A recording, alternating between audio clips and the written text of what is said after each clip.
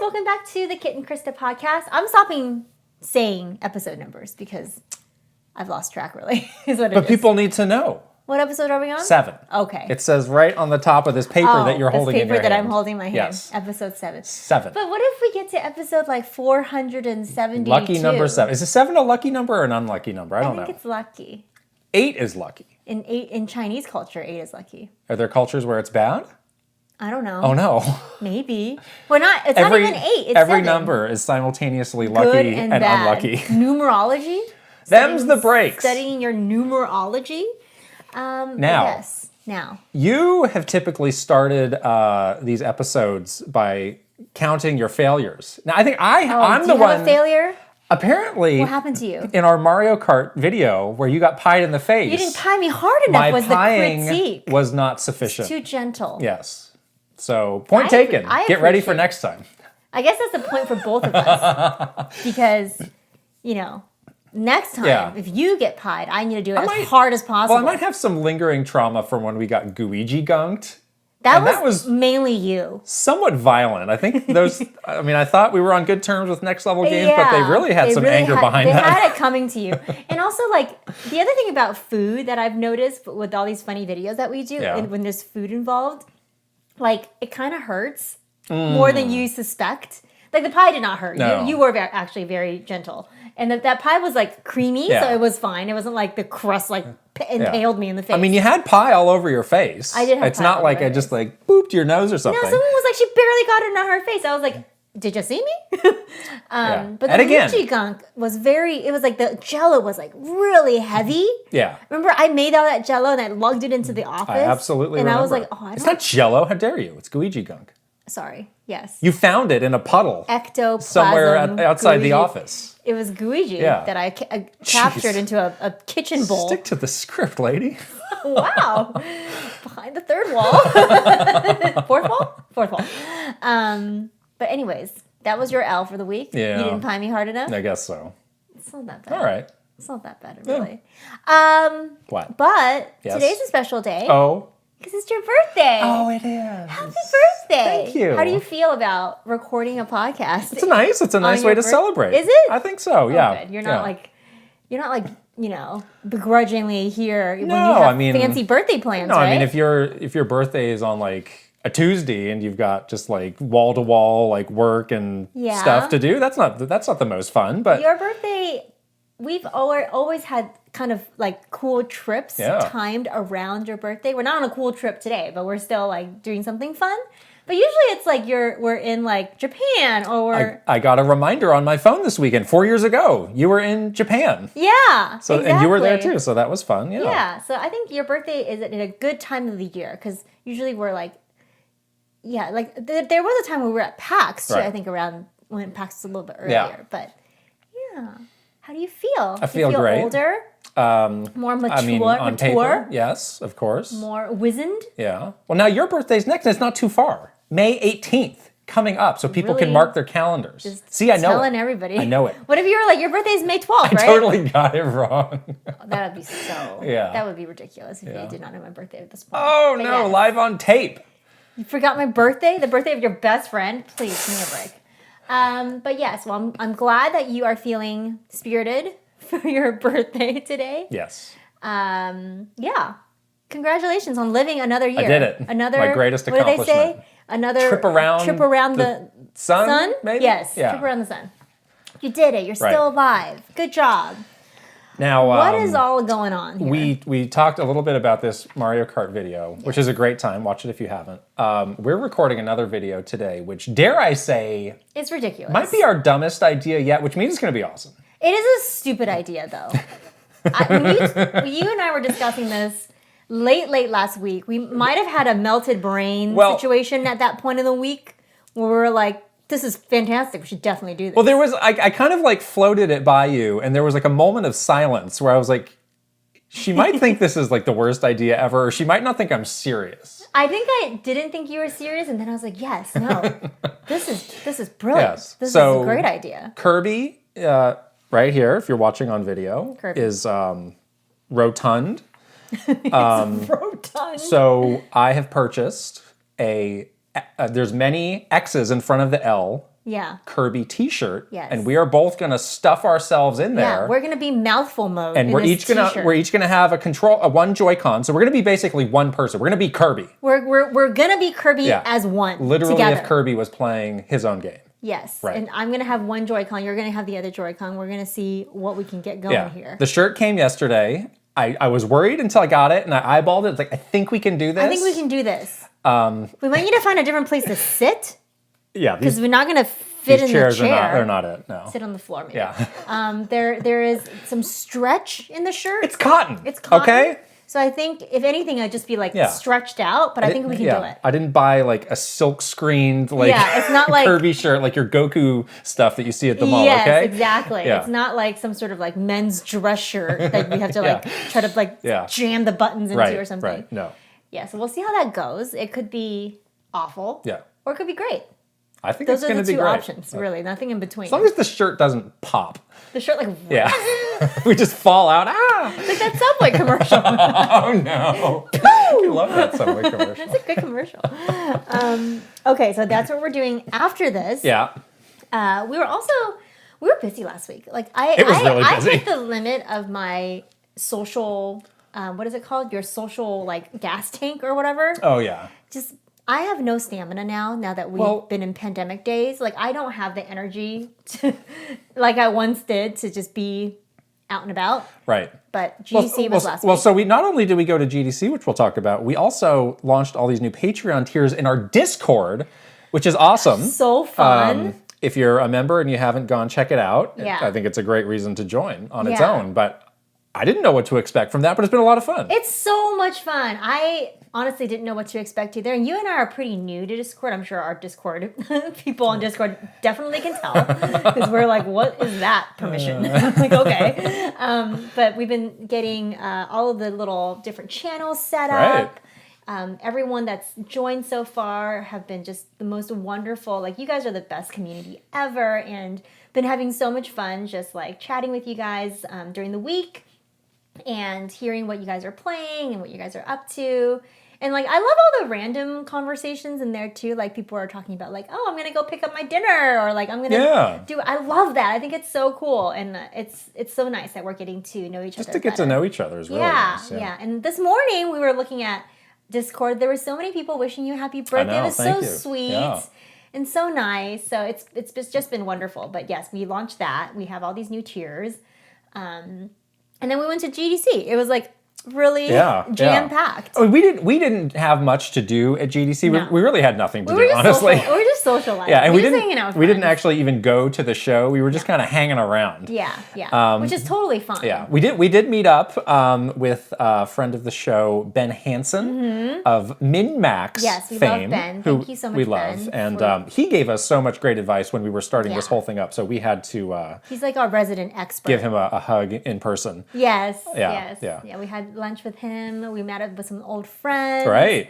It's just so nice. It feels great that kind of shows are back. Like, it felt so nice to be at kind of like this is not a traditional like gaming like fan show, but certainly the vibe was there, and it was just so nice to be like among our people again, I guess. Like, it was so cool. Great. It was great. Yeah, it was definitely like, crowds of the old days of GDC. I have mixed feelings about that show. Yeah. I feel like that show is better small. Well, it should be focused on what it is, which is developers. It's serving the development community, but there's a lot of other people, like ourselves, I should slap my own wrist, who just are there, or there's, the people who come to like make deals, which is also, an important part of game development. Yeah.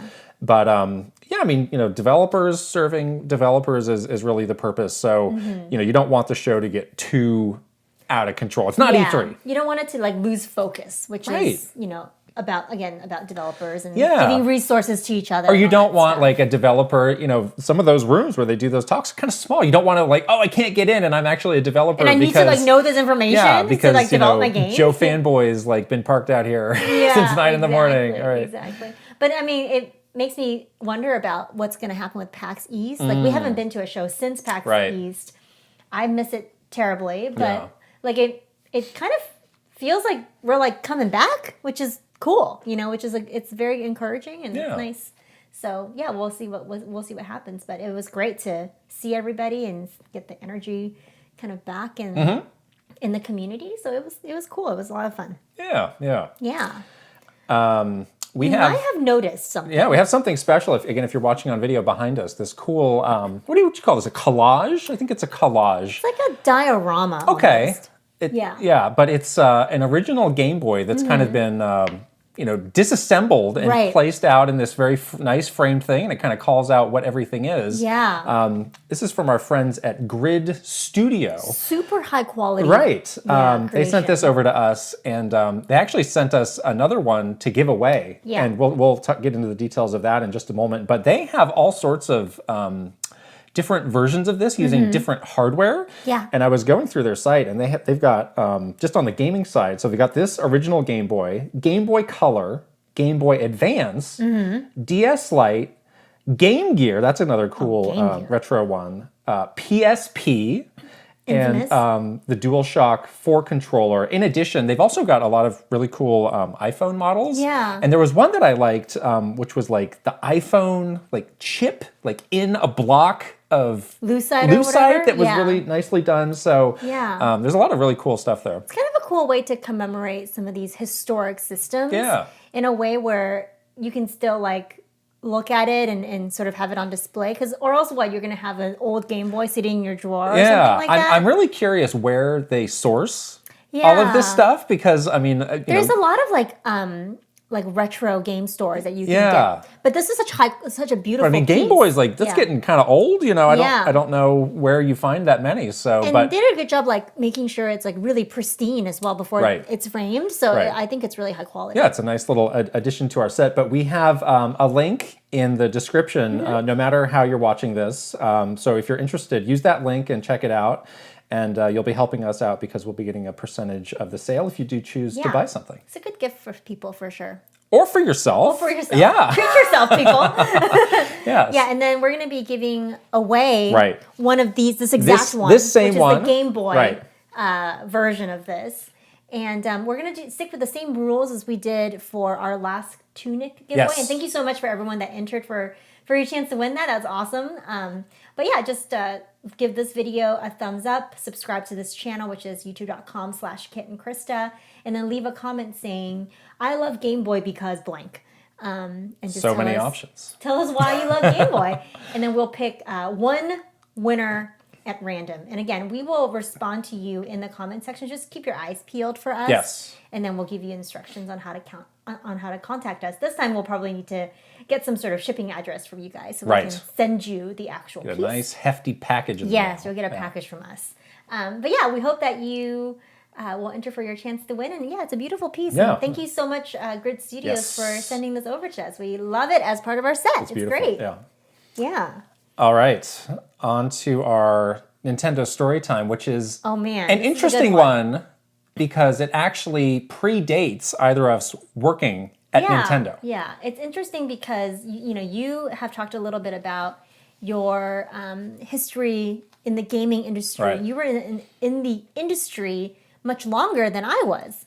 But this actually, this story actually predates both of our times working at Nintendo. But I think you were already in the gaming industry. Yes, I was working at Konami at the time. And again, these days, it is so hard to find a PS5 or an Xbox Series X. And sometimes we'll think of wow, when was the last time it was so hard to get hardware like that? And I think it was the Wii. Yeah. So that's what we're going to be talking about is how did we both track down a Wii in, the heyday of the Wii, which was, if you weren't there, it was crazy. It was crazy. And then subsequently when I joined Nintendo, it was still crazy. Yeah. And I got a glimpse into, it was interesting because I was one of the people that was desperately trying to track one down. And then I was on the inside of Nintendo dealing with people that were desperately trying to track one down. So it was super flipped, dichotomy of how to get this thing. Yeah, and you see these days, the Switch sales are super high and it's neck and neck with the Wii, which is obviously true. It doesn't feel the same way. It doesn't feel the same at all. Where there was this mania around, I gotta get away. Yeah, and it's it feels a little bit still more focused on sort of for Switch, a more, specific type of people. Whereas Wii, I just felt of course we all heard the stories. Like every senior citizen home wanted to play bowling. Like everybody's mom, grandma, aunt, uncle wanted to get a Wii. I had my grandparents calling me from China wanting to get a Wii. And it was just like the widespread mania. And just like the want to get this thing was like so strong and so unique. Yeah. But yeah, do you want to go first? I'm going to let you go first, actually. Because again, so we set the stage for me. I was working at Konami. You were just a normal person. A regular consumer, as we say. Consumer. Yes. Yes. I was. This was almost exactly 1 year before I started working at Nintendo. So this was 2006 when Wii came out. Yes, November of 2006 when we came out. I was still, as you guys know, struggling with my future. I was still working at the law firm. It was not very fun. And of course, I was gaming a lot. I had been, tracking this new system coming out from Nintendo very closely and was really getting kind of interested, but I think at the time, like, I did not realize how hard it was going to be. Like, I was very naive to think that I could just walk into the store and get one for Christmas. So you did think you could do that? Oh, yeah. Oh. I did not. I don't know why. Like, I'm looking back, I must have been just like totally overconfident or something. Like, I just for sure thought like, oh yeah, no problem. Like, I can get this, when it comes out. The other thing, like, pre-ordering was very different back then. I did not have a pre-order. I mean, GameStops of the world would do pre-orders, but like now it's like most places know this is a big deal and they'll be prepared, but not then. Yeah, and I think, for me, I was like very cavalier about it. Like, I'll just like walk into a Target and get it. Yeah. And back in those days, I don't think Target did things like pre-orders. Not at all. Or like Toys R Us, they existed back in those days. And there were such general stores, like they weren't like, doing these, they didn't know like the sort of the how maniac these gamers are going to be to get the system. So yeah, I had no worry, or no, like, I had no concern that I was going to be able to get this. And so much to the point that one of my friends was like, oh, you know what? I'm going to get you the new, I'm going to get you Twilight Princess for Wii because you're definitely going to have a Wii by then, right? I'm like, yeah, totally, no problem. I'll definitely have a Wii by then. So I had Twilight Princess, like, ready to go, no Wii at all. Like, then the panic started to set. So that means we had passed the launch day. I'm trying to get a sense of the time here. Okay. Yeah. So, like, launch day came and went. And I wasn't, like, even... So you were not needing to be, like, day one. I was not needing to be day one. I was like, I'll just get it for Christmas at some point. Okay. And then over the break, the launch window, as they say. The holiday launch window, as they say. I was like, yeah, I'll just get it, sometime between like November or December as a Christmas gift to myself or whatever. And then I'll have Twilight Princess to play because my friend was like, I'll just get you an early Christmas gift. Yeah. You can just have this game. I'm like, perfect. So I had Twilight Princess in my hot little hands, no Wii. So like the weeks are ticking by, like every week I'm like getting more and more like desperate and crazy. But what are you doing? So like at first it was more so like, going to the store all the time, like very physically, like driving there and like asking them. And then it really devolved into some like bad stuff where I was like in the crazy forums where I was like, it was like, people had only like these websites were popping up and their only job was like how to find a Wii.com. Like that was like literally like their whole thing, right? So I would be like on these websites, like understanding. I never understood so deeply how supply chain worked when I was trying to buy that Wii. Like it was like, okay, Target gets their shipment of stuff on like Tuesdays. And so... Or like Mondays, and so the Mondays when they do their inventory, and then after that, on Tuesday morning is when they put things on the shelf. Oh, you did get deep. So it was like way deep into these different stores' practices on like how they distributed their products. Like, why did I have to know that? I don't know, but that was crazy. So I was following that and going to each of the stores and trying to get it, and then there was a wait, all night long kind of situation. Where I had gotten there was some sort of shipment coming in. They said the store was opening. What store? Target. Okay. I was like very focused on Target for some reason. They said the store was opening at 5 a.m. They had systems coming in. They didn't know how many yet. And they said that if you were able to get to the store, like right when they opened, they would put your name down on a list, and then you could be one of the ones that would get this. So, of course, I was like, well, everyone's going to get there at 5 a.m., so we have to get there. I have to get there like way before then. So it was like in that line at like midnight. Oof. And maybe it was like even earlier than that. Yeah. But it was so cold. It was November. Well, how many people were there already were you first or? No, I was not first. I was sort of like, I kind of felt like I was in the middle of the crowd. But how many were ahead? Probably like 13 or 14. Oh, so did you feel good about your chances then? At first, I felt pretty good. I was like, if Target gets like 20 Wii's in, then I'm going to be able to get this. Like, it should be all good. Again, very optimistic. Okay. Somehow. So, waiting in line all night long, freezing cold. It was terrible. I was like in my snowboarding clothes, like sitting on the sidewalk, like horribly. This is California, we should say. There's people in actual cold places who are probably just we're such wusses. Shaking their heads. But I'm not used to this, okay? I was like, it's true. It was very cold we're for soft. me. And also, you're like sitting on the floor, you're like, just like, it's kind of boring. You didn't bring like a lawn chair or I don't think I had sleeping bag or something? I might have had a sleeping bag, but I was just like sitting there, for hours. So 5 a.m. rolls around. Wow. The guy comes out, has a little clipboard, and he's like basically like getting people's names down and checking off how many systems. Yeah. 2 people before me, they were like, we're out. Oh. So I didn't get it. Oh, man. I didn't get it on that trip. I was like devastated. Oh, that's demoralizing. I was so devastated. And then so I'm back to the following of the forums and understanding like when people get their shipments in. Well, what was, the people like in your little group who didn't get it? Like, were they angry? Were they just like, oh? I think we were just all so tired and cold and exhausted that no one like, nobody threw a fit. Nobody freaked out? Nobody freaked out. Okay. Everybody was like, just like very like downtrodden as we like skulked back to our cars. Oh, like, that's rough. It was really rough. Yeah. And so it was just like another like big disappointment. And again, we're getting like very close to Christmas at this point. Man. So I was like, it's never going to happen. Like, what am I going to do? And then like on a random Tuesday, it was like some alert that I set like all these alerts to all these websites to tell me when shipments were quote unquote coming in. They were like, a shipment came in, run to get this thing. Yeah. And I got it. Okay. It was like a random, I think I like skipped work or something. Sorry, law firm.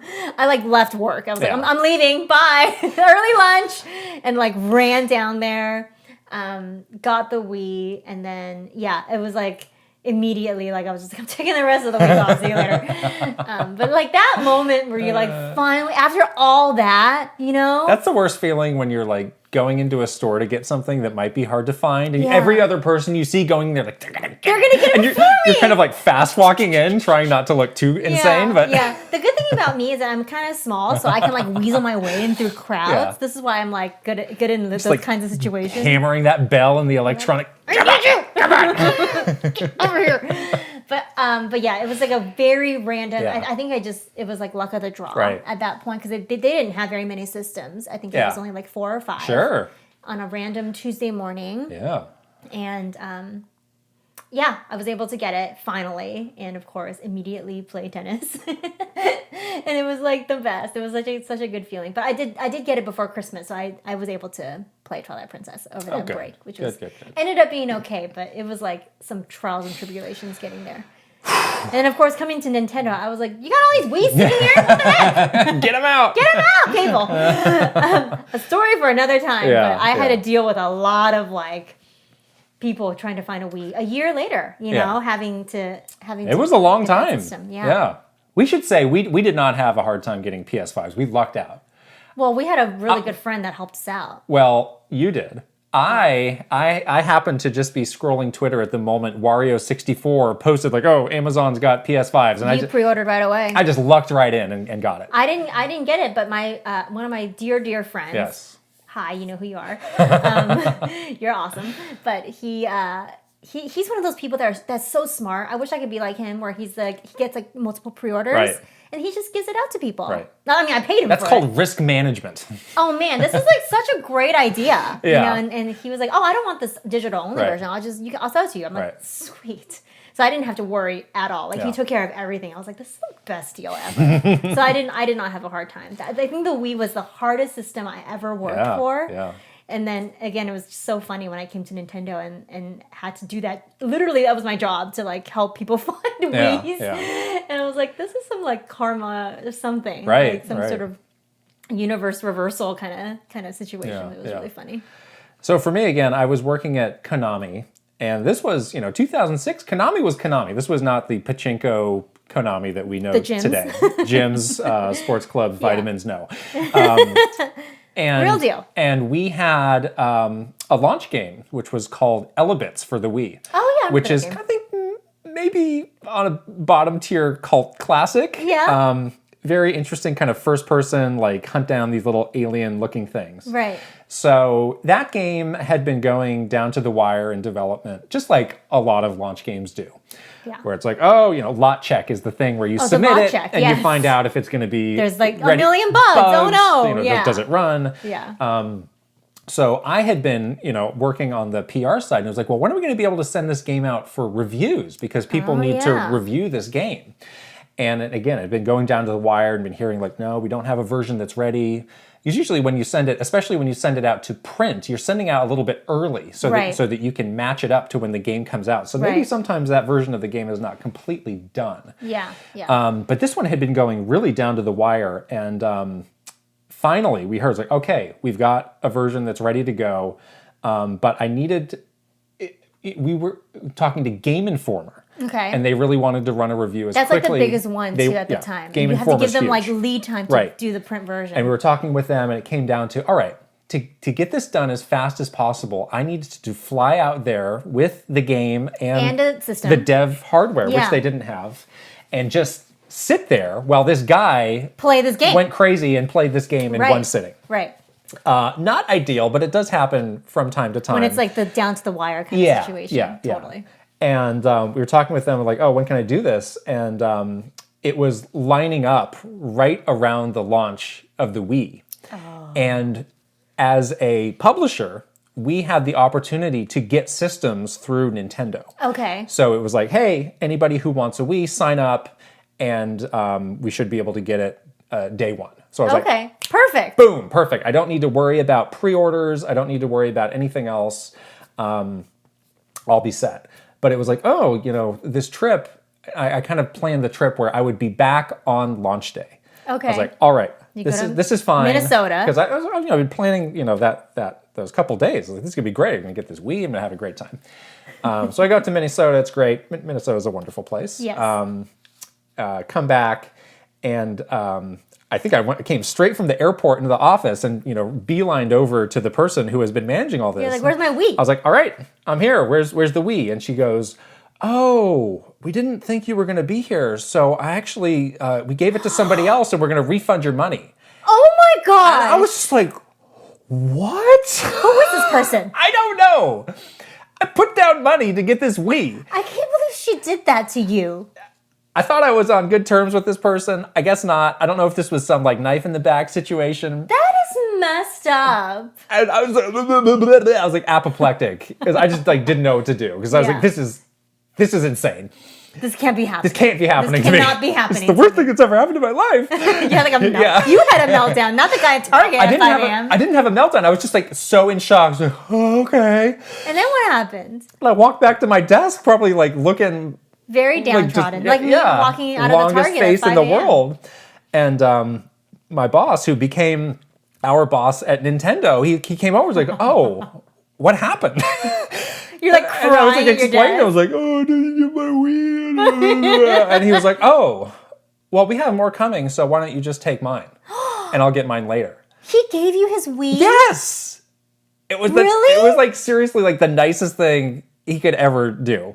I cannot believe that. Yeah. I don't think I've heard this story. Well, thank you. Are you serious? Yes. And obviously he was in no rush to play. Obviously he wanted one, but obviously he saw the look on my face. Games. I know, but anyhow, I happened to get his Wii, and he got one later, like maybe. How many days later? I think it was maybe like a week later or something. Oh, okay. It wasn't like months later. He took his Wii. No. Yeah, okay. we got that connection. You didn't have the connection. It pays to be on the inside. It does sometimes. So I had my Wii. I played Wii Sports. I played Twilight Princess, even though it's one of my least favorite Zelda games. Right. Of course. But I need to go there again. The stakes are so high when it's hardware launches. Yes. The stakes are so high. Right. Again, risk management. Spread your bets around. See, now I'm very aware of this because I'm no longer on the inside. Sure, we know people, but like it's not a guarantee. No. Like 4K Switch, I might be lining up at Target at 5 a.m. Who knows? Yeah, like we were trying to buy Xboxes over this holiday. It was tough. Yeah, it was tough. Yeah. It was, I mean, but it was tough. That's really, really, really nice. I know. This person to do this for really you. saved my day. I'm a little shocked, honestly. And I think it's really sweet. Would you have done that? No. Would I have done that? Probably No, not. You would not have. This is like a very selfless act. Yeah. And that I'm really honestly like did not hear I've not heard the story before. Yeah. And I think it's really sweet. It's really It's sweet. pretty amazing story. Yeah. Wow. Yeah. So anyways, I guess we all both ended up getting Wii's at least during the launch. What is it? The launch window. I got one right away. You got one right away because you cried yourself into it. I cried in the office. Yeah, you cried in the office, and your boss was really nice to you. I got mine by being a psycho and following like the get a Wii. That's what it took. Neither of us held our Wii for Wii, which is good. No. Yeah, don't do that. No.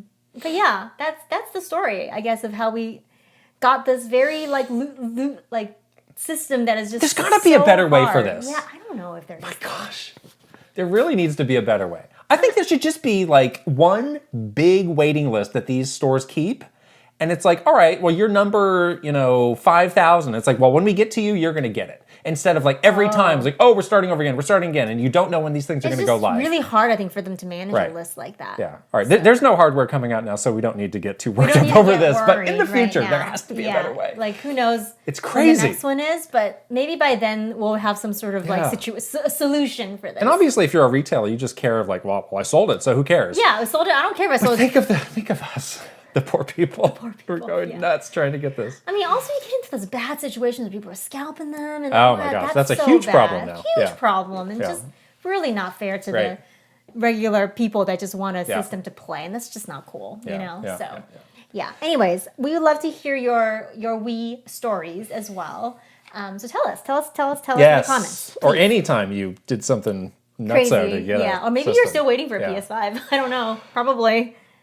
You're like, sucks for you. Sucks for you. Wishing you my friend. Oh my goodness. Put him to work. Wow. Just kidding. Okay. Yes. Onward we go from the good old days of Wii. Today in our Never a Minute segment, we are going to be sharing some unpopular. Why are you already crossing your arms? I'm getting ready. You getting salty? I'm getting ready. I feel like I've shared a number of these since we started this podcast. Whether it's very like Sonic or Twilight Princess or. I feel like I've got a lot out there, but I got more. That's the good news. This is like an endless never supply. ending. There's always something that irks me. Like I'm like, oh, I don't like this. I know you can imagine me like looking at something like. We did a Nintendo Minute on this, but obviously we had to hold back. Oh, we held back so much. A little bit. Yeah, and also we had to keep it to like Nintendo focused things. Right. So we're going back to a fun little segment that we used to do. It's called Unpopular Gaming Opinions. Mm-hmm. I actually think we only did one episode of this. Because it was tricky. It was really hard. We are really threading that needle. We need to like just can't criticize anything. Yeah, couldn't criticize stuff. That was a little hard. Yeah. Anyways, but we have 2 each today to share. Yeah. And we're not holding back now, so let's get going. No. All right. Go for it. I'll go first with a little series that everybody knows and loves, Star Fox. Oh. I think there's a lot of big Star Fox fans out there who are just like on pins and needles of like, well, let's go. Let's get this next game going. Mm-hmm.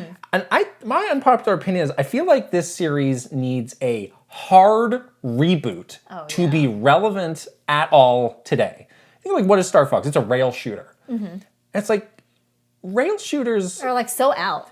Yeah, it's like you can beat it in like 2 hours. Mm-hmm. Like the value I think people want out of those games is not really there. Especially these days with like the want and need of people to have to freely explore something. Right. It's so confining. It's so confined. Yeah. So I think there's like a very small audience that would be happy with that kind of experience. Mm-hmm. But looking at where that franchise was, it's like it needs to evolve. It needs to just start over. And I go back to the GameCube version, Star Fox Assault, which I honestly didn't play that much, but it had those sequences where you were on foot and you were kind of shooting around there. Yeah. I feel like that could be a cool blueprint where it's like some of the times you're flying around, some of the times you're on ground. What do you think if you're able to fly around more freely and explore different worlds or different planets or whatever? Star Fox Zero had some of that, but the controls for that were just so bad. Weird. Yeah. No, they're bad. Like, you needed to be... That last boss fight was just... You could not beat that. Oh, I stopped. I didn't finish it. Exactly. Yeah. I was like, I've had enough of this. Because it was bad. Yeah. Like, what was that? You need to be, like, Immensa to really master those controls. There's no way. You're a very good player. Like, there's no way anyone could beat this game. Fighting those controls the whole way. It's just frustrating. So that was not the answer, obviously. No. But no, just Star Fox. Overhaul. Start over. Fine. Good characters, good concept. Cute dialogue. But you just need to throw everything out the window and just start over. I think that'd be great if they started over and just left nothing, no bars hold kind of thing, and just take the characters and like sort of the seed of the franchise and just totally redo it. Please get going. Yeah. Just do it. It's that easy. Just do it. You're not busy or anything. Whatever. I do decree. Please start. Okay.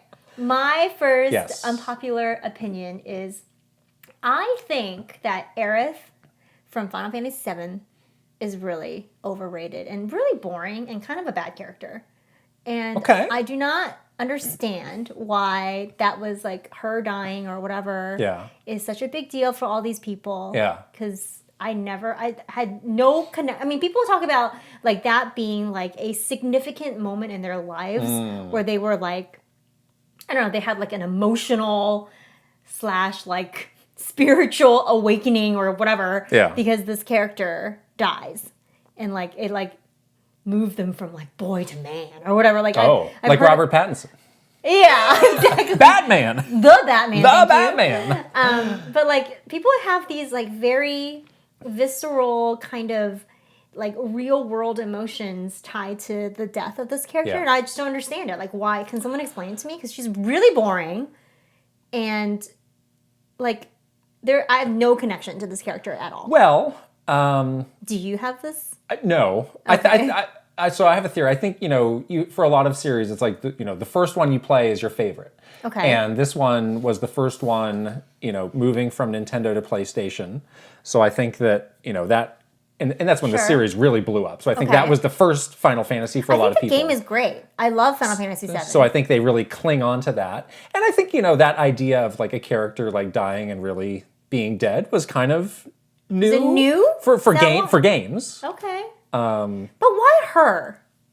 Yeah, I don't know. Like, that's such a cop-out. Like, if you wanted to really make an impact with, like, oh, we're really going to do something, like, sort of narratively out of the ordinary and kill off this great character, like, why is this such a boring character? I did like her a lot more in the remake, and I thought she was a better character. Oh, I did not like her in the remake at all. Okay. She was even more boring in the remake. No. Especially that one part where you're, like, walking around with her in that, like, what was that? Like, the, there was like this like area where it was like just like these little like rails that you had to walk around on with her. Well, that was most of the game. But you know what I'm talking about. I'm just like, can you hurry up? Oh, when you're like escaping that. Yes! Oh, yeah. And it was like 3 hours of like walking around this like pylon with her. And I was like, I'm so tired of you. Just shut up. Like, go away. You're so annoying. Okay. Yeah, I don't like her. At all. Wow. Are you done? Yes. Okay. My rant is you saw a look of concern on my eyes because I actually have another one about Final Fantasy. And I was like, oh, do we have the same one? I do have a secret third just in case. Oh, you okay? Final Fantasy. I can't believe that we both had like Final Fantasy ones. Okay, you're thinking about mine is that after Final Fantasy left Nintendo, it went into steep decline for several years. I don't disagree with that. But you just said you love Final Fantasy VII.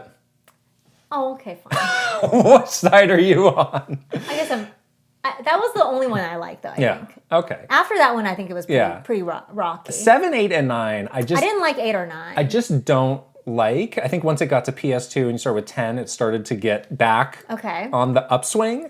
But I feel like it was just style over substance with those 3 games, and it was all about these crazy cutscenes and that brought in a lot of new players, and it probably boosted that series up to where it is now. But I just didn't find them very interesting to play. Yeah. I was also somebody. You wanted the fantasy part of Final Fantasy 7 or Final Fantasy. I can't even make that argument because Final Fantasy 9 was kind of that same fantasy theme, and I just didn't connect with didn't like it. I went back to that game recently when it came out on the Switch. I was like, I'm gonna give this game another shot. I was like, no, just not doing it for me. Interesting. So again, I'm glad it's back on the upswing. Some of the more recent ones have been good, but yeah, I mean, I know, and again, so many people love those PlayStation 1 games. Yeah. I think they stink.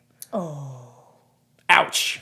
I don't think I don't think they were that bad, but I definitely liked the ones before. But I did like 7. I thought that was an interesting, departure. I did like the 7 remake, although... The remake was really good. I was a little concerned about where they left off story-wise. It's supposed to be a part 2. I don't know so where are we going with this? I don't know if part 2 is going to be for me, if this is where we're going with this. I know, that's true. But part 1 is a self-contained thing I thought was very good. I do think, you made a point about, when were you playing this game, and was it during, a formidable time in your life? And when I played 7, it really was. Yeah. So I think I'm tainted a little bit. Yeah. You hear that also about Mario Kart or Smash Brothers, the first one you play is the one you like the best. Yeah, or just because you're discovering something about yourself, and as you're playing these games, I think I had a very I had a moment with Final Fantasy 7 where I was connecting with my cousins, and this was something that we were. I have just such fond memories of us staying up all night during the summers in China together, playing Final Fantasy 7. So it's a little bit tainted. I don't know which is it the game that's good or just my memories of playing it, Right. So that could be the reason why too. I'll give my bonus third just as a little extra here. Oh yeah? This is not that spicy. So again, we were talking about when we were getting Xboxes, and we wanted to get the Series X so badly. Yeah. It was that's the one to get. That's the S1 is going to be watered down. Can't get it. But we both ended up getting the S. Yeah. And I think for 99% of the people, you do not need the Series X. No. It's the graphics look great. They look great. It's got all the same features. It costs $200 less. Yeah. You can actually get it. So unless I couldn't tell. And so unless you are counting pixels and you need all of that. You have your 5K television. Just kidding. I don't even know that exists. And initially when they announced that version, I was like, oh, that's lame. Who's going to want that? Why would you want this? Yeah. Weakened version of that system, but they did a great job. Microsoft did of I think so, giving it as much as it could at that price point. It's so cute too. It's so little. It fits perfectly in my and it goes with my white thematic. Let's not start with this. So nice. It's so beautiful. All right, we got to move on now. Yeah. Okay. So my other one is also. You had another one? I didn't share my second one. Oh. You skipped me. I totally just ran over you. I was like, okay, moving on. You can go twice, and then I can just sit here and listen to you rant about Xbox. Or whatever. No. My second one is also kind of narrative driven. Okay. I'm really sick of these dystopian zombie apocalypse games, like The Last of Us stuff. I'm really tired Kirby? of it. Not Kirby. Not Kirby.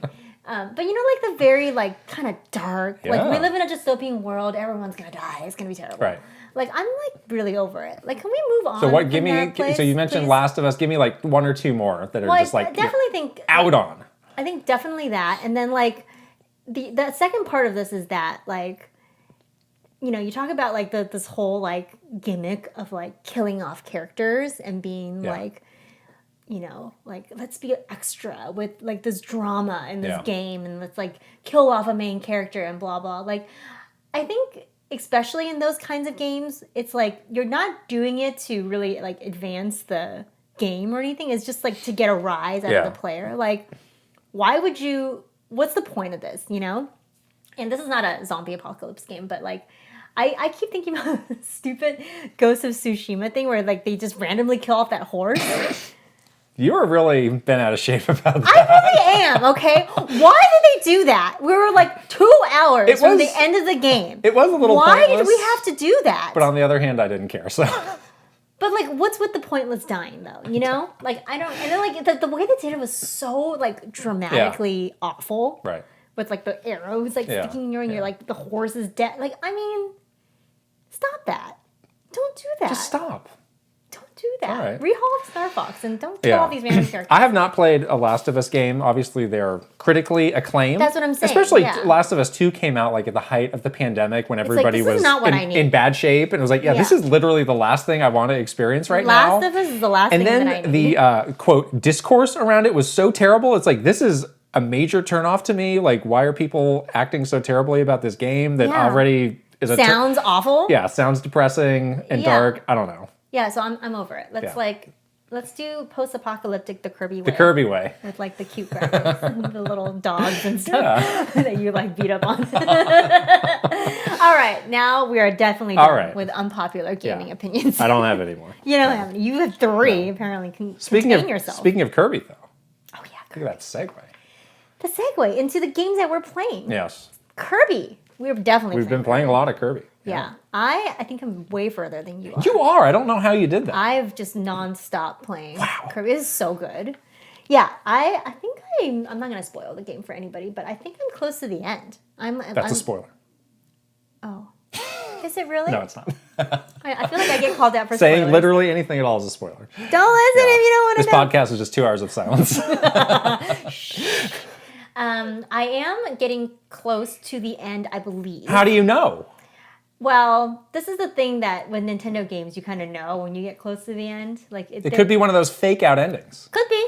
Okay. Could be, but it's like one of those, you're in a world where it definitely looks a little... In a world where there's an ending. It definitely has like the final boss feel to it a little bit. Like this is a very Nintendo final world kind of thing, which is fine. Yeah. We don't need like the crazy surprises with Kirby. It's just like fun to play. Right. But yeah, so far I'm really loving the game. I think that like the beginning worlds are a little bit more my favorite than the sort of the ending worlds. Okay. Just because like I really love how colorful and bright that game is. Yeah. Even though it is sort of like this forgotten world or like post-apocalyptic world. Yeah. You still have this like really colorful kind of vibrancy to it. I feel like once you get a little bit further into the game, it loses that a little bit.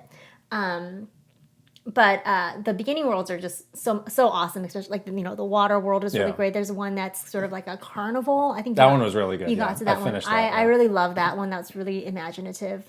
But the other thing that I really love is this idea of evolving these copy abilities. Yeah. I think that's really cool and a fun way to like keep you collecting stuff. Because sometimes I'm not like a completionist at all. Like I don't typically go through and like try to find every Waddle Dee or trying to find every treasure chest, but I'm like super incentivized to collect the blueprints and then like go and do the treasure runs to get the stars and then like upgrade them because I just want to see what they do. I'm like curious about them. So I thought that was super clever as a way to like get you to explore more and make it feel like it's worth something. Yeah. So I'm really liking that. And I actually feel like I'm close to the end, but I'm also like missing one copy ability. So I'm like, where is this? The upgrade or just the ability at all? It's an empty spot on the shelf, so I must be missing it. Maybe you get it at the final boss. Maybe. I haven't seen it yet though. Wow. But I've evolved some of mine, up to the 3rd tier. Yeah. And it's like super cool to see like all the different... There's a 3rd tier? Oh, sorry. I don't even know that. So here you go again. Spoiler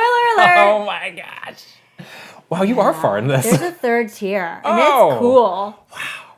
Yeah, you don't think that that like needle one that's like the Katamari ability, it evolves a 3rd time. Oh. It's cool. I'm using that right now. It's really That's what I like about those upgraded ones. It's like it really goes above and beyond what you think an upgraded version of that would be. It's like a totally different thing. So like the needle one goes to Katamari. We've got all sorts of junk stuck to you. Yeah. The other one I like is the drill. And it becomes a pencil. And then there's like pencil shavings shooting at it. It's like a pencil sharpener. And then an actual pencil like comes like shooting out. Yeah, I was like, that's very creative. There's a 3rd evolution for that I didn't do yet. That looks pretty cool. Boy, I gotta get going with these stars. Those things take a lot of stars to I know. upgrade them all. I had to go back. Like I went back to the first world and went back and recollected stars because I needed them to upgrade. Yeah. No, it's super cool. I think those copy abilities. Someone was saying like maybe there's not enough, but like with the upgrades, it feels pretty good to me. I think it's fine. Yeah. Probably don't need more. No. I do really like those treasure rooms because they give you incentives to try and do it quickly. Yeah. But it's never like you can't do it. Right. That's kind of like the whole theme of this game is like, obviously anybody can play, and it's got the 2 difficulty levels. Yeah. You can get through it, but there's a lot that you can do if you're trying to there's like speed run versions and stuff like that. And getting the fastest times, like the target times, not always easy. They're hard. Yeah. I haven't been able to do it for every single one, for sure. Right. And even the boss fights, like some of the boss fights later on, like I definitely died and like had to try a couple times. Not Gorimondo, which is definitely his name. Yeah. At first I was annoyed because, we played the demo. I was like, oh, I hope the demo progress carries over. Definitely does not. Well, that's because that's a totally different sequence of levels. I know. And I was like, oh, okay, I get it. Because there's all these other levels in between and all this stuff that happens. So I was not annoyed after I understood that. Yeah, that's right. They did it. They jumped you way forward in that first world to fight Gorimondo. Yeah. I also think it's super cute that they added this little Waddle Dee town. Yeah, it's a really nice touch. It's like a good touch, and again, you are incentivized to keep going back because they keep building stuff. Right. And then there's these little mini games. Did you do the one where you have to serve them food? You're like a little waitress. No, because it sounded like Overcooked. It wasn't. It was a little bit. It totally was. But it's cute. Is that worth doing? Do you get something for that? You get money. I don't need money. But you need it for the upgrades. All right. Yeah, but it's cute. Kirby's house, can you upgrade that? I've gone in there and taken a little nap. No, I don't know. I haven't. Can't get furniture. My gosh, the fireplace isn't lit. I wish I was wondering that too. If you had the fire ability, can you start a fire? Can you start a fire in there? Yeah. Huh. I haven't tried. Yeah. The little. His pillow looks very comfortable. The little star pillow. Yeah, he's super cozy, sleeping very peacefully there. So cute. Yeah. This game, you hear, and it's mostly I think around Smash Brothers, in the universe of Nintendo, Kirby's actually the most powerful character. He can copy everybody's ability, right? All right. So, maybe, but that's kind of a silly thing to say. Super tough pink puff. But I think this game really does show that off more, where all of the abilities are very dynamic and you got the one where you got the giant sword swinging it around, whoa! Yeah, there's a lot of scale to it too, where he's just this little round pink thing, but he's taking down these big giant enemies and stuff with these abilities. It's got a lot of just oomph to all of the moves, and feels powerful. Sometimes I feel bad for these cute little just enemies. You're just wow! Bam! I'm gonna just breathe some lava right in your face. I don't like that. It's kind of sad. There's dog things that are just sleeping. Those dog things are so cute. Whap! Goodbye. It's a little spit bubble coming out, and you just whap it in the face. Or the little Kirby does not care. There's the little penguins that they're wearing little knit caps. And all they're doing is just throwing a snowball. You can just avoid the snowball. Well, not anymore, they're not. But no. Yeah. But Kirby has to go in and spike it with a pencil or something. Yeah. It's really making snowballs in heaven now. Oh no. They're so cute though.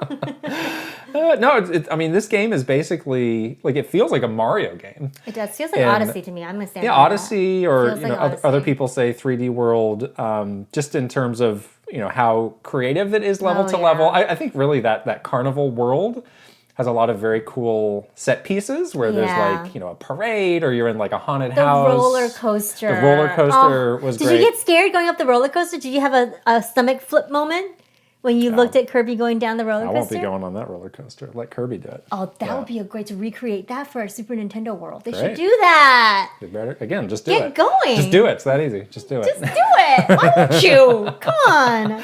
So cute. Yeah. But we were talking a few episodes ago about does this mean Kirby's going AAA? Yeah. And what does that mean? And it is crazy to think Nintendo's just got this bench of these franchises that maybe didn't get the love and attention of the Marios and Zeldas. Yeah. And you can see now what is capable of getting that kind of upgrade, and it makes you wonder what other game could take that kind of leap if it just got that focus. Well, I think Star Fox would have been a great one for them to do that. Well, I think Star Fox though is those Kirby games were good on their own. Nobody was saying oh, these games are outdated or broken. Nobody's saying that about Star Fox, just you. Oh, we'll see what these comments say. The one that I would put out there is Yoshi. I think. Oh yeah. The last couple Yoshi games have been very competent. They've looked nice. They've had a very interesting visual style, but they haven't really pushed the envelope, I'd say, in terms of really taking it to a next level. Yeah. And it's like, Yoshi's such a great character, iconic character. So iconic, yeah. Yeah, go buck wild on a Yoshi game. Yeah, open world Yoshi game? Sure. Do it. I do like some of the games that, with Kirby and with Yoshi, there's been some of that like fun, like creativity around art style. Like the Woolly World was a really great example of that. And I think Epic Yarn again was another one where, so I think there's two directions you can take it, and you can go really hard on like the art style front to like really freshen up one of these sort of AA franchises, I guess we can call it, or you could just totally overhaul it or just give it a whole new sort of life with like what they did with this Kirby game, So it's kind of two directions to go in, but I think that would be cool if it did it for Star Fox. I also think Paper Mario would be a good one for them to try harder. 1,000-Year Door? Just remake that, honestly. Remastered. You've been banging that drum. I've been banging on that 1,000-year-old door for 1,000 years. Jeez, I'm not the only one here, okay? But the nice water. The nice water. Kirby has nice water too. There's a lot of Nintendo games that have really nice water. I don't know how they pulling that off. Yeah, that poor little. What engine is it running on? This is an engine for water. But yeah, like Paper Mario, I think is a little lazy these days. It's definitely can do better. This is a I would say C+ effort. Right now. It's been a while since I've been hyped for Paper Mario. And when you always start off like, I want to get excited about this. I always drop off. And I always play till the end because I'm just like, I hope this is good. And I'm like gutting my way through it, but it's always like not good. But yeah, I wish that some of these franchises would get sort of like a little bit of a boost, but they're a small team, so I can't do it all. Now I did say, you're like, I made a bold proclamation to you. I was like, all right, I've got all these games to juggle now. I'm just going to focus on I'm just going to mainline Kirby and finish that and put everything aside until I get to that point. And then the next night, I was like, oh, I'm back on Elden Ring. Yeah, you're like, so I thought that I was going to do this, but instead I just played like I am still focusing on Kirby. I'm still going to make that my priority this week to finish that. I think I'm going to finish today. But I'm still sprinkling a little bit of Elden Ring. I think I'm good now because I had this milestone coming up. You wanted to get the sword. I had this weapon, this big weapon. It's a weapon you can get. It looks like the Game of Thrones throne, but in a sword form. It's pretty cool. Huge strength. Where'd you get that from? I'll tell you later. It's got a huge not a boss strength requirement. Okay. And I can two-hand it. But I really wanted to dual wield these two colossal swords, they call them, and just look ridiculous with these like 6-foot-long swords. Massive swords, I was like, with like a full suit of armor. Yeah, so I've been grinding to try and get the levels up. Yeah. So I finally got it. Endurance, right? You need that stat? Strength specifically was what I needed. So I finally got it. But then I didn't realize that adding another sword, these swords are very heavy. So now my encumbrance. Oh, now you're I'm fat rolling again. And I basically need to take off all my armor to be able to do it. So that's not going to work. Oh, no, you can't do that. So that was a little disappointing, and I'm back to like I'm dual wielding like this next level of sword down. Okay. But it's like I got to think through how I'm going to make this work, and it's like I just don't have the capacity for this now. So I'm back to Kirby. So you're back to Kirby. Yeah. So that milestone. You're pretty high level now in that game, no? Yeah, I'm like level 60 something. You were both at the same area as well. We both beat that boss. We hit a bit of a. We're in a little bit of speed bump here. It's kind of funny because that place is called like blah blah plateau, and I feel like I'm at a plateau, like quite literally. It's a little hard to know what to do at this point. I think you're supposed to get into that capital. Yeah. But I think that boss is quite hard. The save points are a little more spread out, I'm finding. So I think this is a good point to just put it down for a couple days. Yeah. Let Kirby just cleanse my mind. Kirby was like fresh. Completely the cleanser I needed because I was sort of at a loss of what to do. But big news, I respect. Yeah, oh yeah. Yeah, right. That was actually super fun. And oh my gosh, I was on a journey though. I was on a journey because I did something bad that I didn't realize that I needed. Right. So remember we were talking about how finally after this boss I can respect. Mm-hmm. So I went and got one of those tiers, and then I respect into this like, I think it's called a spell blade build. Yeah. So I have a staff in one hand, I have a rapier in the other hand, and I have all these armaments that I can put on the rapier to like make it glow and stuff like that. And then of course I have some ranged spells that I can do with the staff, and also some other like more like melee focused spells that I can do as well. So you have a little flexibility with distance and thinning out crowds, but also you are able to melee. Yeah. So it's doing really well. I was getting used to this new build. It's a different play style altogether, so I had to kind of get used to that a little bit. But I had a problem because to get some of these spells, I needed an NPC that I accidentally killed. So then I had to like go and find this like... Is there another way? You can do this thing where you go to this well to atone for your sins, and then it brings it back to life. Daily. I know, right? No kidding. So true. So you brought them back? I brought her back. Oh, yeah, wow. but I had to go get this thing to bring her back, and so it was like this whole journey. You were deep in these guides, I can tell. I was deep in the Reddit thread. Okay, I was like, I need to go through this cave. I need to get the sacrificial something. Yeah. I need to come back to the well. I need to like bring this person back, and I go back to the thing, get the spells, like redo all the stats, like. So that was a bit of a journey, and then I was just sort of like trying out this new build in that like plateau area, and I mean those enemies there are pretty tough, and I felt like I was able to do pretty well. So I think I'm doing good. Okay. I need to, I feel like I can do a little bit better with the stats, so I might even like just respec it. Do it again. Yeah, because you have 10 tries. We can only do it 10 times. There's only 10 tiers, apparently. Oh. So. Well, 10's a lot. 10's a lot. All right. Like if I really came around on that. I might just like tweak it a little bit so there's a little bit more intelligence, a little bit less, everything else. Okay. But I'm doing good. But now, with your like tank build and my like magic damage build, we should totally co-op. We're finally going to do it. Once you you're going to beat Kirby soon. Once I beat Kirby, we are having a co-op night. I think we should do it. Yeah. And then maybe we can try to take on that next boss Someone together. left a very helpful comment on I YouTube saw that. Thank you. I was like, thank you for explaining that this. That is a step-by-step that English. I need. Yeah, but maybe we can do it for the next boss. That would be fun. Yeah. Because we both... who's going to hold who back here? I guess we're going to find out. Exactly. You be shooting these rocks off? That's what we see these magic people do? Just shoot some... I can also melee spell shoot blade. Some gravel? All right. No, come on now.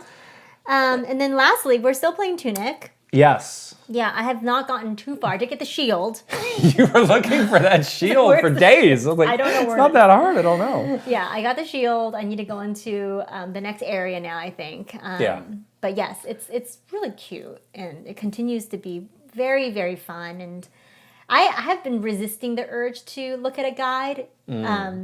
So I have not looked at any guides. I've just been kind of wandering about, which I kind of like. It's kind of nice to do that. I had been fighting the urge too. I think I've been listening to other people who've been playing. I think I'm gonna have to do it soon. Break the seal on that at some point because it just sounds like there's so much that you can miss or just be oblivious to. I'm a very oblivious person, so I just I feel like puzzles are not your strong suit. Miss something, but I did just find how to teleport. I don't know. It's yeah. But there's this intermediate purgatory world that you get transported to, and then you can go. That's where you saw the mom fox in the beginning. So then I did that, and then I ended up there, and then I went on one of these other things, and poof, I'm in this whole new area that I hadn't been to, and that's where I left off.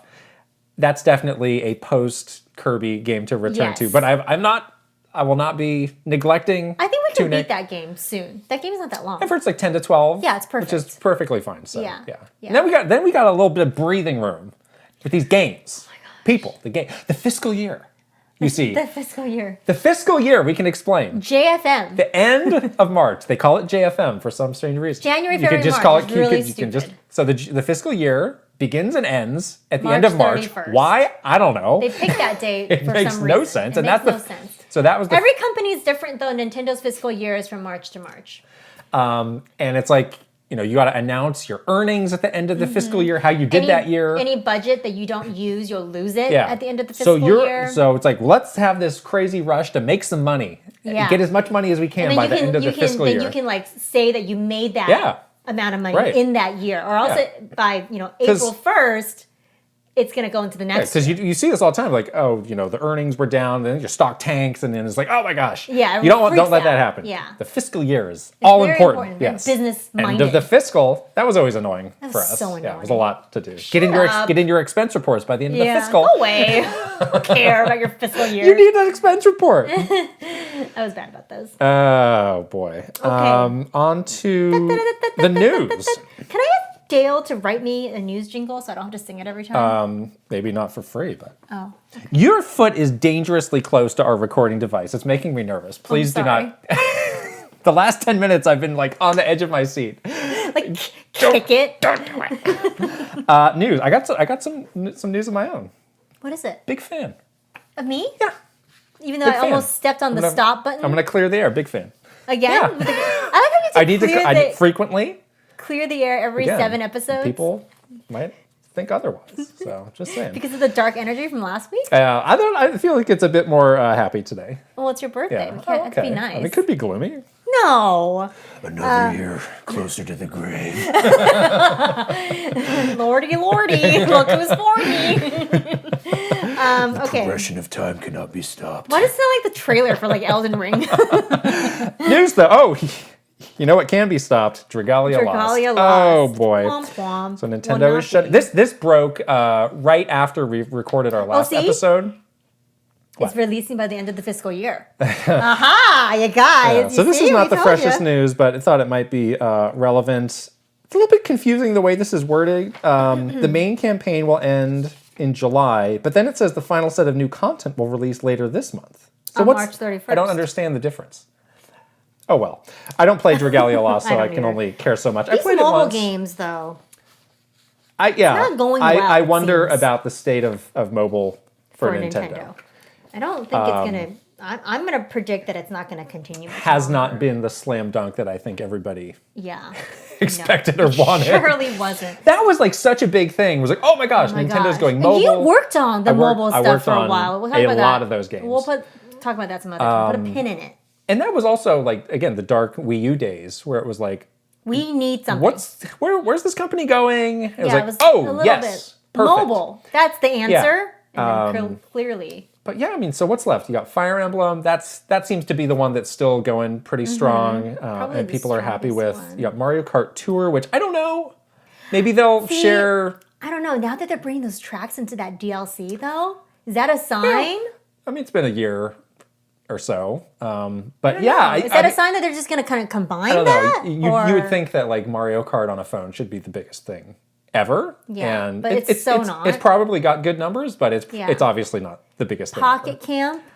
The better, the less said the better about that. The less said the better. No, thank you. No more unpopular opinions. Dr. Mario gone. Dr. Mario gone. Miitomo obviously long gone. Long gone. What else was there that we're missing? I feel like there's a couple more. There is the Niantic Pikmin game. Doesn't count. Doesn't count. No. So, Pokemon stuff doesn't count. But I wonder though if that's going to be the play. Just ship off these IPs to like a different company. Oh sure, yeah. Instead of having like a first party mobile thing. Yeah. Because the Niantic one is not. I think there's people that like it. Pikmin Blue? I do not like it, but I didn't really love it. No. Yeah, but there's people that do play it a lot. Yeah. So I mean that's the point of these. You need big numbers to make it worthwhile to run these mobile games. Yeah.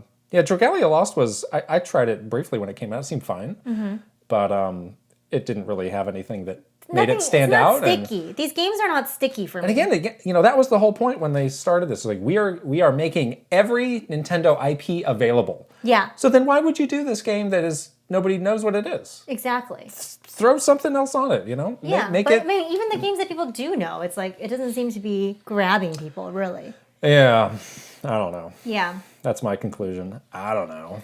Not my problem. Back to GDC. Oh, I love this. Dragon Quest creator Yuji Horii received a Lifetime Achievement Award at GDC. Our slime is not here because Kirby's here. Oh, but Mr. Horii signed that slime. Somewhere here. Yeah, and drew a slime on it. I only put this here again to say that he's wonderful. We strangely hung out with him a lot. Quite a bit. We were involved I love him. in the Dragon Quest launches that Nintendo was publishing those games. That was so much fun. So that was Dragon Quest 9 on DS and a bunch of the other kind of remakes that came to DS. and he is a delight. We will talk about him in depth, but not today. I love him. He cannot be more deserving of a Lifetime Achievement Award because what an amazing person he is. He's kind of often gets left out of those conversations of that like original generation of Japanese developers. Where but he so deserves to be Mr. there. Miyamoto and Hideo Kojima, but he's totally up there with those guys. I think so. Yeah. I think so too. This next story is strange. Have you been following this at all? Oh, you know what? A little bit, yes. So, Gran Turismo 7 players awarded 1 million credits after backlash over downtime and grind. Polygon did a good job of outlining this. So this is like a multi-part story. Yeah. Where there are microtransactions in Gran Turismo 7, and I think the pacing at which you get the currency and also the pricing of the cars is very... Weird.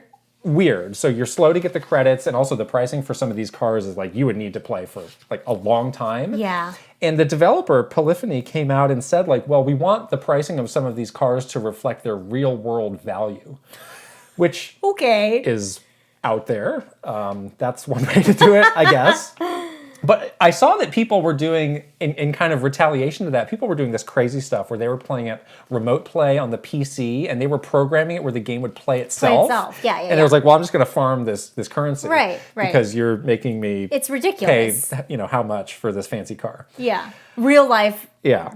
Versions of that. And they put out another statement, which was basically a long version of saying, please understand, which is my favorite your favorite Japanese response. We got a lot of please understand in our day. Daily. And now it seems like they're kind of caving in on that and, doing this make good of giving people all these credits and saying they're going to kind of change the economy going forward. Weird way to do this. I should say, neither of us are playing this game. No. This game kind of came out with a whimper, I felt. It was very weird. You think, like, this is one of the biggest PlayStation franchises. And I barely even knew that it came out until... It was like the launch date was, like, totally masked. Until and the day. And then we're like, oh, it's today. Okay. So, I don't know. I feel like Gran Turismo is maybe the rare series that peaked with the first game and has just kind of been struggling to be... as relevant. Especially like Forza totally ate their lunch. I think so too. Yeah, because why would you play Gran Turismo if you can play Forza? Because Gran Turismo, I mean, they're so like the way they make games, it takes forever to get these out. Where like there's a Forza game that's out every year pretty much. And you can argue whether that's good or bad. Now they seem to alternate between Forza and Forza Horizon. But I think it's just hard for people to stay consistent with that series. Yeah. When Forza's, just as good and has a lot more going for it, I'd say. So, I don't know. I just think they're a little bit trapped in the past. Yeah. And this kind of, I don't know, like habit of doing kind of weird stuff like this where you're not really understanding the player, like how someone would play this game is very indicative of that as well. And now, like, having to do this make good is just clunky and like weird and strange. So, very strange story. I wonder if there will be more twists and turns to that. Oh my gosh, these are disgusting. We'll end with a fun one. These furry Sonic the Hedgehog controllers. I just posted a picture of them here. This is like a promotional thing that Microsoft is doing for the movie. You get this custom Series S with the gold ring and these fuzzy controllers. Yeah. Believe it or not, I don't hate these. I think these are very creative. I would never want to put my hands on these. It's disgusting. That's disgusting. But just conceptually, I'm like, I can appreciate this. This is like when we used to like crystal, like bedazzle the Wii. Oh yeah, remember that? Right. That was fun. Signed by Beyonce or America Ferrera. That was 3DS, but we had a bedazzled Smash Wii as well. I get the artistry of doing something fun like this to hardware, which is fine, but. Just the look of these controllers. Now, it's really, if you actually touched a hedgehog, though, it's not furry, though, is it? No, it's like spiky, isn't it? It's like putting into a pincushion, right? Yeah. It's like a porcupine. It's like a porcupine. This is giving people the wrong idea. Don't touch it. People are going to be petting hedgehogs left and right. You can pet it like one direction, I think. I've seen those hedgehogs, like those cute Have you ever seen a hedgehog in real life? I have. Like at the zoo or something? Yeah, they're pretty cute. It's not very big, right? Tiny. Okay. It's like it fits in your palm of your hand, tiny. And then this thing that Knuckles, it's a echidna? Is that real? Oh yeah, that's real. What does that's that also look like a teeny tiny fox, basically. So not spiky. No, that one is furry. But they're both like variations on like a rat, right? Kind of like, well, Pikachu Rodents? is also a variation on a rat. The mouse. It's an electric mouse. How dare you? Same. Don't put Pikachu in the... Don't Pikachu hear you say that. Don't put Pikachu in the corner. No. And then I just added this last thing here because this is speculation? the rumor zone. So again, sometimes we get unlucky with when we talk about the news. So I thought I would just, acknowledge this. There's a lot of rumors going around that there's going to be a big PlayStation 5 announcement. Again, fiscal year. Got to get the excitement high for that shareholder meeting. Right. The shareholder value needs to reach an all-time high. The foot tapping needs to happen. Don't let the foot tapping guy come to your shareholder meeting. You don't want to end up not cracking the socket. You need to crack it with one swift blow. So there's been all these rumors about this, expansion to PlayStation Plus. Oh, that's right, yeah. And all these new sorts of tiers and all these new offerings. Apparently it's codenamed Spartacus. Codenames are great and ridiculous at the same time. Yeah. We'll see if this happens. Yeah. I've seen some other podcasts are like delaying their recording so that they can be sure to talk about this. Oh, I don't know. Wow. We'll see. Yeah, please look for our emergency podcast. We're not doing in like 48 hours. The emergency podcast shan't be happening because of their fiscal announcements. No. So we'll see. I mean, I think it's interesting. It seems like they're not going to be, if what's in these rumors is true, somewhat edging up to Game Pass, but not going all the way there. Not as good. Yeah. The whole thing of like, well, our first party games would not be in there. Everything Sony does, it's like they really need to make back the money on these very expensive games. Yeah. Everything is like very transparently. But again, you're like definitely trapped in a cage of your own making. Yeah. Right. Yeah. So that's what it is. Right. But so I understand the situation they're in, but I mean, the Game Pass proposition. It's nice to be Microsoft and have unlimited money. I know. Yeah. Game Pass is nice. I'm not gonna lie. I quite enjoy mine, so I think it's worth it. I think it's totally worth it. Yeah. All right. Questions from you guys. Yes. You wonderful people. We got let's count them. 1, 2, 3, 4, 5, 6, 7, 8, 9, 10, 11 questions today, all from Patreon. Of course, we're gonna do our bonus Q&A also for Patreon only. We had our first very spicy question, which was. I like the way it was worded. The Nintendo unapproved waifu and husbando tier list, which we gave, which was juicy. Nothing was held back there. No. So sign up for spicy questions. We're saving that for those. That and others. Okay, so this first question from Daniel. 2 AKAs. AKA Zovnig, AKA Mr. Cold. Yes. I love it. This one is for both of you. What was your initial reaction when you were presented to Splatoon for the first time? Good question. So this, I think we both saw Splatoon and played it. Was probably like right before an E3, right? Is that right? Yes. Okay. But I do remember there was a lot of talk about this game leading up to that. That's true. Yeah. And a lot of like, let me sit you down and describe the concept of this game because it's a little weird, a little out there. It's a little non-traditional. Mm-hmm. And I had a hard time grasping like you transform into a squid? What's that going to be like? There's like some sort of ink situation that you can squirm around in. Right. So I had a hard time completely understanding it until I saw it. But when I heard it described, I was like, well, that sounds really cool and a good just kind of way to completely shake up the idea of a shooter. Yeah.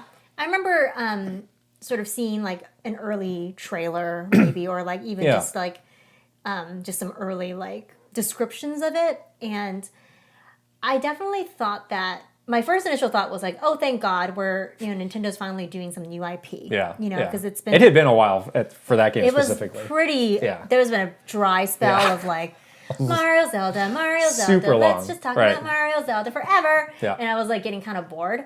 And so it was just like, oh, well, that's cool. Like at least there's something new coming, even though we don't really understand what it is just yet. But I definitely had that thought. And then when we finally got to play it, I think that's when the magic of the game really came through. And then I think for me too was after like talking to the development team, they were like this sort of like hip, cool, young part of this team. Right. Like they were like these like just super like fresh thinkers. They were like like actually really young too, like 20 years. And they just like had these new ideas, and just hearing them describe how they brought those new ideas into Splatoon was pretty awesome. And then you kind of understood like all the different like elements of that game. They very clearly had just a super strong vision for what they wanted this game to be, in terms of the gameplay and the look. Obviously, the look clicked once you saw it. It's like, okay. That makes sense. Now I see why you're changing into a squid and why that's not just weird. But also, like, the way the online parts of it worked. I remember we had a lot of discussions with them around, like, so you're going to make it so people can only play this one level at a time, and it's going to be on, a rotating timer. Do you think that's the best thing? And they're like, no, we think it's great. We think it's good. And now it's like, you see other games doing stuff like that too. It makes sense. But at the time, it was like, huh? Yeah, exactly. Like there was always sort of a clear path for this game, right? Which was cool to see. And with new IP, you kind of want that. Yeah. And you want someone that has like the follow through to like stick to it. And not try to do something as traditional. So, yeah. It's almost April. Can you believe we're just like a few months away from Splatoon 3? I'm so excited. We're really also, close. I'm curious about what's different from Splatoon 2. I am too. So yeah, this is one of those things where it's like, well, the clock's ticking. The pressure's on. Yes. This is a long one. This is from Gostabo. Okay. I'm going to try and paraphrase. So basically, the question is about Nintendo's presence in Brazil and how in 2015 Nintendo left due to challenges in the local business environment, which I assume to be issues with taxes and stuff. And they recently came back with an online store, eShop cards, and officially distributed consoles. I'm sure you guys know the gaming market over here is huge. Just like to know how Nintendo dealt with that market and some of the decisions behind that. And first of all, we definitely found out like how passionate the fans are in Brazil for games, which is amazing given how hard it is to get games there. Like we would always hear like, well, if your thing's not manufactured in Brazil, you pay these tariffs, really crazy tariffs, and the tariff is like distribution there is really challenging, crazy percentage of the original cost. So you would hear like, well, this is what this thing costs in US dollars here and in Brazil. It's like what? 3 or 4 times the How can anybody afford that? Yeah, it is really hard with the tariffs and stuff. Right. We had so within the Nintendo of America team, we also had a team that managed Latin America. They were in the same office as us. Same office, so we worked really closely with them. They're a really nice team, and you can just, it's kind of like when we were talking about, our counterparts in Europe. Like you can just like, you really feel for them on the challenges that they were dealing with on the day-to-day, whether it's, distribution, taxes, and those kinds of challenges in all of these different Latin American countries, or even like translation, like you need to translate things to Portuguese and different dialects. It's different than European Portuguese or European Spanish if you're in those countries. Right. So there's just a huge hurdle, I think, not only with marketing but with just like distribution into these areas. That was my takeaway too, which was they're trying their best, but these challenges are really they're sometimes challenging, and I don't know if there's like a slam dunk solution to them, unfortunately. Yeah, exactly. But they certainly, I think there's certainly a lot of focus on trying to get games into as many markets as possible. Obviously, they're definitely aware of the passion and the potential. And they're trying, but it's just tough. Yeah, so. Festigame is the show in Brazil, right? Is that there were so many shows that we would hear about. Like, I want to go. There was one in Chile. That might have been Festigame. BGS, Brazil Game Show was one. And I really would love to go to one of them. I think that would be so much fun. Yeah. One day. One day. Girl-chan. It seems like, especially in recent years, Nintendo has made a bigger push to be more inclusive in their content, like the latest Animal Crossing. We're all happy to see more representation for people of color and the LGBTQ community. I'm curious, though, does Nintendo of America have much input on these decisions? Or does it really have to be from Japan? Well, it's a good question. It's a very good question. Yeah. So a couple of sort of things on like the process. I think culturally, in the US and at Nintendo of America, there's certainly more... We're certainly more vocal about, representation and making sure that these games do try their best to be as representative as possible and giving the player as much choice as possible. Culturally in Japan, sometimes they just might not be thinking about it. It's like you don't know what you don't know, and there's a lot of education that needs to be done with some of the developers. But the good thing is that they're very open to listening and learning. That's what I would say is it's crazy. Like, what percentage of Nintendo games are made in Japan? Obviously, Japan culturally, and in terms of expectations around this issue, very different, from a lot of other places in the world. But that's really the role of localization. Yeah. And that's really a conversation they're having all the time. Yes. So it's been really good to see the inroads being made, and hopefully that continues. But that's absolutely been a topic. And you have to start those conversations sometimes from ground zero, because you have to go in with an understanding that there is no understanding on the basics of some of these things. Right.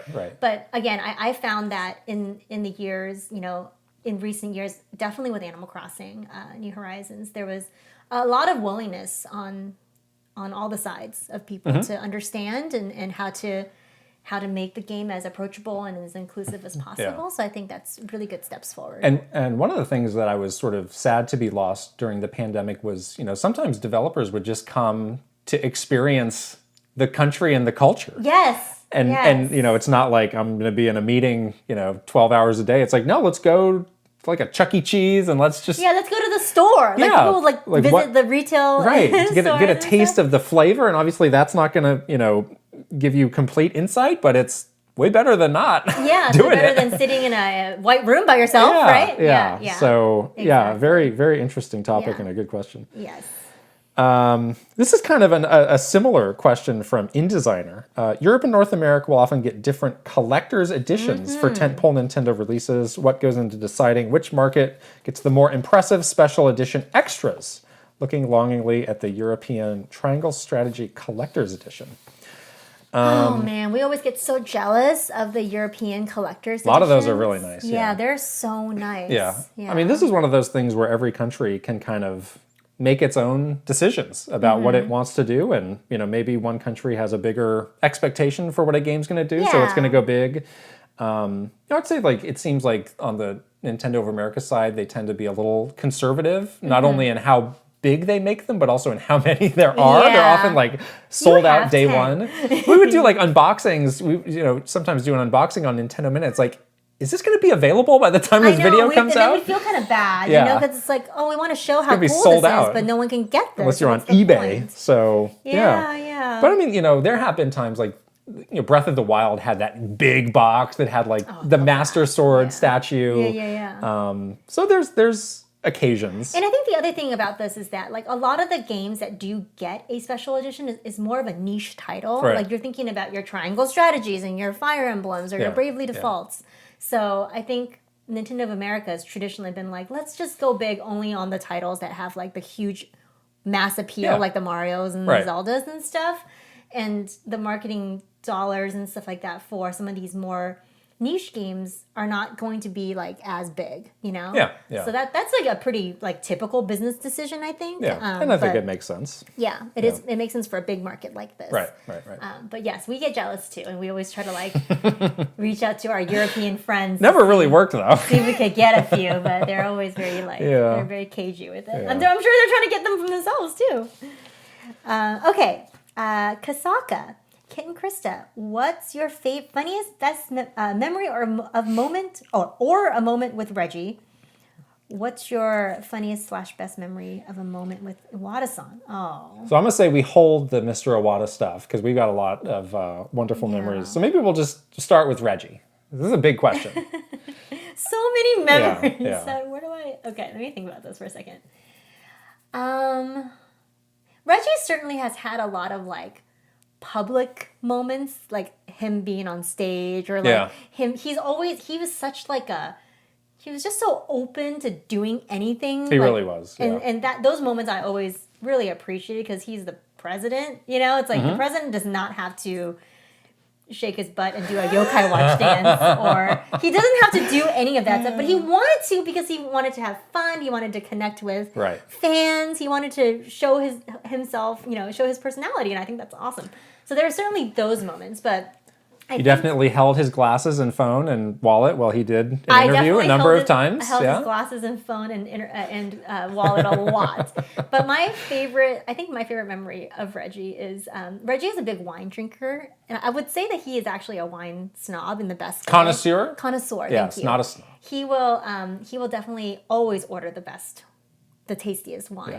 And I remember we were at an event together, and I was drinking a glass of wine, and he had a glass of wine. And I was like, "Oh, did you get your wine from the bar over there?" We were at some Night to Unite charity event. And he looks at me. He goes, "No. I got my wine from the good place, not the swill that you're drinking." And then walked away. I was like, "Man, I just got schooled." Yeah. But I really appreciated it because he's just so real all the time. He would always have the best comebacks to always end up on top. Yeah. But not in not in a mean way, but just dang, he just took me down. Just reminding you that I'm the big boss. I'm just reminding you that I'm awesome. Yeah, exactly. And you're like, you know what? Go right ahead. You are. We have heard the many requests for Reggie to be on the podcast. Yes. We would love that too. We're thinking about it. Yes, and the best timing way. Hopefully it'll happen. Yes, hopefully it will happen. Yes. Reggie, if you're listening, wink, wink. Yes. We love you, remember. Mikey. I know Kit isn't a huge Disney fan as opposed to Krysta, but this question is for both. Have either of you ever played Kingdom Hearts, or have you ever considered trying it? Well, I have definitely played Kingdom Hearts, and I'm sad to say that I don't like it. Which one did you play? Was it Kingdom Hearts, which is the one on PS2?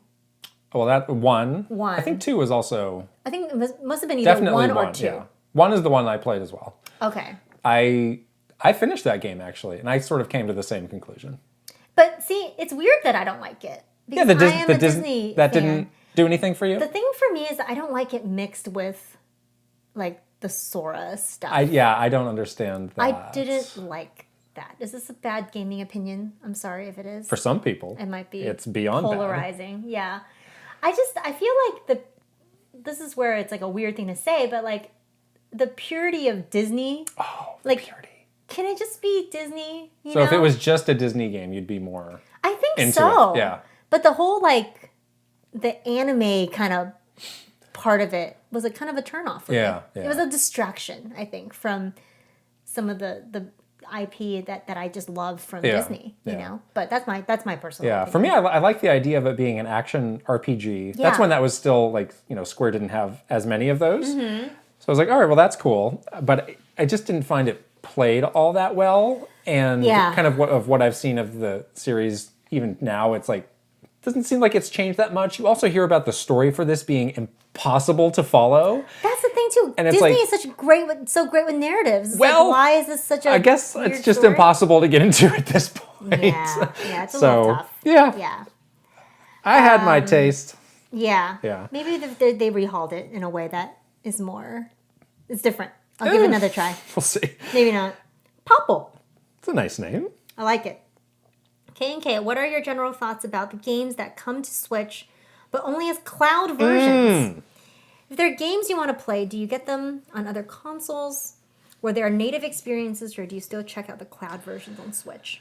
Mm-hmm. So, for me, on one hand, I'm glad that these games exist on Switch. Yeah, so you can do a handheld thing. Yeah, people may not have the other systems. From what I've seen, I've done the trials of those. They seem to run fine. Yeah. On the other hand, I would never want to play a game like this. Yeah, I'm the exact same way. I think the option is probably fine for people, but that's not a way that I would want to play a game. Yeah, I mean, being real, these are games that probably could not run on the Switch without a Witcher 3 style hard work to convert it. Exactly. So I don't begrudge the developers for taking that path. Yeah. To reach the millions and millions of people on Switch. I'd be curious to know how many people actually go through with these and buy these. Yeah. But it just, doesn't feel like you're getting the whole thing. And especially if that's your first experience playing that game. Right. Maybe you're playing it again, or you like that game so much that you just want a handheld version, I guess. Yeah. But if you're playing it for the first time, I say play it the way it's meant to be played. I mean, maybe we're spoiled because we have all the systems, but sorry. We have other ways. Okay. Rain Tech. To Kit and Krysta as well. Oh, me as well. You're being included as a bonus. Thank you. What was something fans, quote, haters, or even the media said about Nintendo that really annoyed you? Oh, let's see. I mean, fans, there definitely were some angry moments with fans. Oh, no. Not like towards me personally. Oh, no. But like towards some of Nintendo's, decisions. I mean, that's definitely going to happen regardless of how much you love a company. What annoyed Sounds like you. I'm going to go while you think. Okay. I would sometimes get annoyed when fans would fixate on something to the crazy degree where it was like, I can't differentiate between how many people actually want this thing and are excited for it versus how many are just memeing it up. Oh, so like, I'll put Mother 3 in this category. It's like, yes, there are a lot of people who want this game to come out and who are interested in it, genuinely. And there's a very big group of people who just like to troll in comments about Mother 3 and would never actually play this game if it came out. And it really like muddies the waters of like, any of these things. Like, there was a system update where they put out these kind of folders. And that was another thing that people would get fixated on and just like, put in the comments for everything. And it's like, at some point it just gets into the meme zone where it's just people piling on. Yeah. And it's like, it's helpful for us on the other side to know, like, what is it? Do people really want this, or is it just a joke? Yeah. Right. Yeah. That's a good one. There's a lot of things that ended up in that category. That happens a lot. Yeah, and it just kind of builds the longer. That's why like Mother 3 is like the epic, the most epic of them all. The most like the longest running joke of all time. Right. Yeah. So yeah, I would say like, the whole. I must have some real trauma from this whole Smash launch. But like that 2-year stint of like releasing characters was really hard because that it's not going to please everyone. There's going to be characters that you're going to hate that get released and you're like, why is it not this other character? Why can't we have Goku on Smash? Blah, blah, blah. But it's like that same thing where it's like no one's happy, ever. Mm-hmm. So you're just in the situation for like 2 years of like every time we're about to make this announcement, you're gonna get some hate around it, and it was just like this every single time. I was like, oh, here we go again, But like for like 2 years, I'm like, I'm so over this, That's why when that final character was announced, I was like, thank God, let us freedom, please move on with our lives, people. But yeah, I had like some real trauma from this. Okay, let's move on then. Prince Charmless has you know what? I have been reading a lot of Prince Charmless's comments in the Discord. I think you're actually Prince Charming. Oh. So you should revise. If Nintendo brings back Nintendo Minute without you two, would you watch it? I definitely would. What's your reaction? I definitely would watch it. So this could happen. Yeah. Of course. You and I do not own the Nintendo Minute IP, let's call it that. We do not. It would be absolutely within Nintendo's right to do that, to bring it back in whatever form it would like. Yeah. I don't know what they're going to do. I guess we'll see. We'll see. And I'd be curious. I think certainly when we started Nintendo Minute, like at this point, like 9 years ago or whatever, the way that people watch things and get news or talk about games or watch games is really different than what it is now. So be curious. If I was in the position of making a decision, if I had some new thing, do we give it this or give it that? I would choose to give it a new name just because, there's you don't want the baggage. 400 something episodes of all that comes along with that and the expectations that come along with that. Yeah. So, but they're totally free to do what they want. I'm sure at some point, Nintendo will do something in that realm. We'll be interested to see. Yeah, we will be watching for sure. Tofu Boy, General Q. As someone who really loved Mario 65. 35? Oh, I'm sorry, Mario. This Mario page is so close. You said you just went to the eye doctor, but you're holding it so close. I'm worried about you. Mario 35. I'm sorry. Yes. was quite upset to find that it was a limited time game only. Yeah. Did you guys enjoy and play Mario 35? What are your thoughts on the limited time games that in reality don't need to be limited at all? Oh my gosh, yes. This is very annoying. This is strange. Yeah. Well, so there's two parts to this question. Mario 35 was for the 35th anniversary of Mario, where there was a lot of limited things that came out. I thought that game, I was fine.